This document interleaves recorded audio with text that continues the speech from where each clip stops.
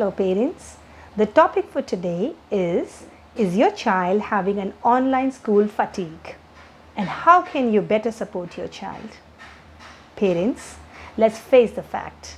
In today's time of having classes behind two dimensions of screen, it is difficult for children to keep the same enthusiasm as in the traditional setup.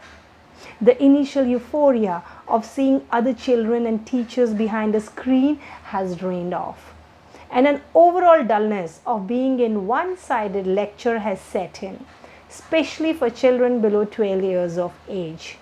However, as long as your child is more or less okay with the classes, it is advisable to continue with the same, for it brings predictability to otherwise broken routine.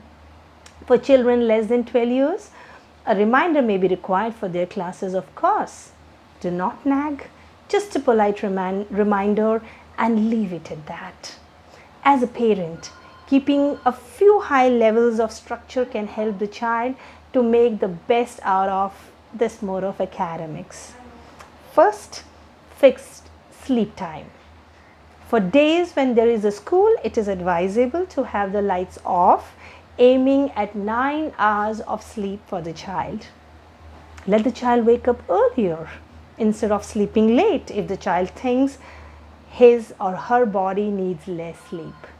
Okay? Second, morning ritual. Unless it is one of those days when you as well as the child dozed off beyond the alarm, even in that scenario, be kind to yourself and your child and be ready to reprioritize. It builds flexibility in the child and a sense of what is urgent and what is important.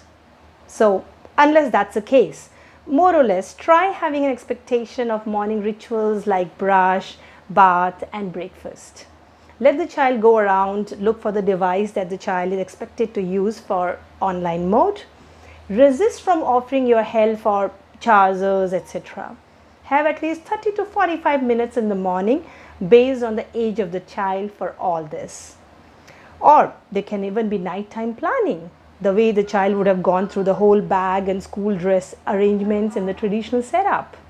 Okay, so a child over 8 years of age is good to make his or her own bed too. Having expectations helps a child to keep looking forward to the small doses of achievements. All throughout, be supportive instead of nagging or critical. Third, have a basic rules for passive screen-based entertainment during and before the school hours. If there is a break of less than, say, 1 hour between two subsequent classes, the child should ideally delay the passive screen-based entertainment to post-completion of school time. This is the way it would have worked had the child gone to the school, isn't it?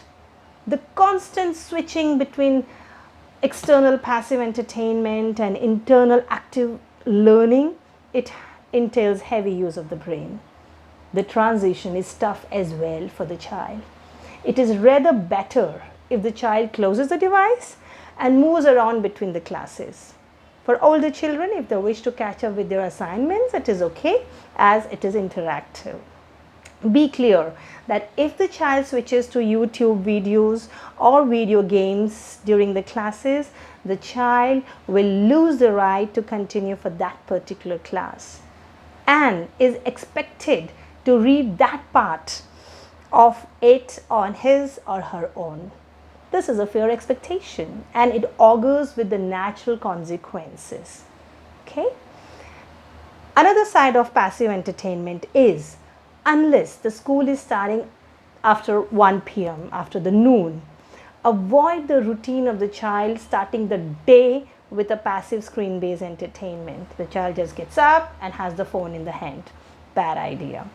Here, doing assignments or using screens for educational purposes or to attend classes of any kind like music, dance, etc. is not included. Have a rule of pushing the entertainment post-school classes. Now, as we know, it is tough to be as motivated for the online classes as it would have been for the traditional setup Show empathy and give freedom for the days when the child simply doesn't wish to sit for some of the classes. Let it not be driven by you though, like, okay, it is 15th of August celebrations or it's a special assembly online.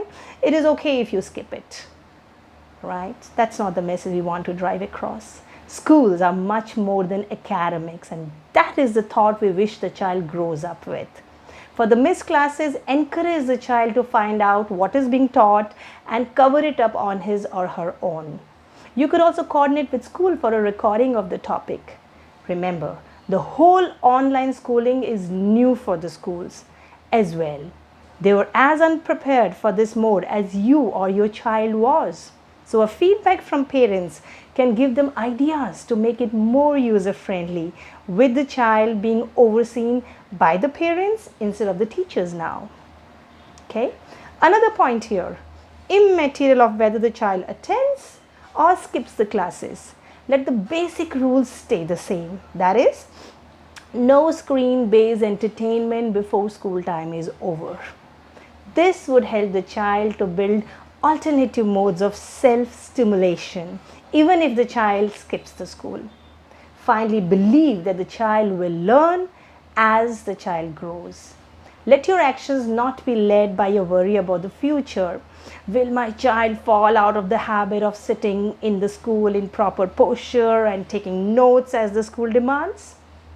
Rest assured that with the adaptability that young children have, they may at max take about 2 to 3 weeks of time to settle down in the old routine back. I hope with this you are able to derive your own insights here on the topic. This is Kiran Tevtia here. I'm a child behavior specialist practicing at pediatrics clinics in Mumbai. Feel free to reach out to me for your child's behavior related questions or concerns. Remember, with children, the earlier the intervention, the better it is. Thank you.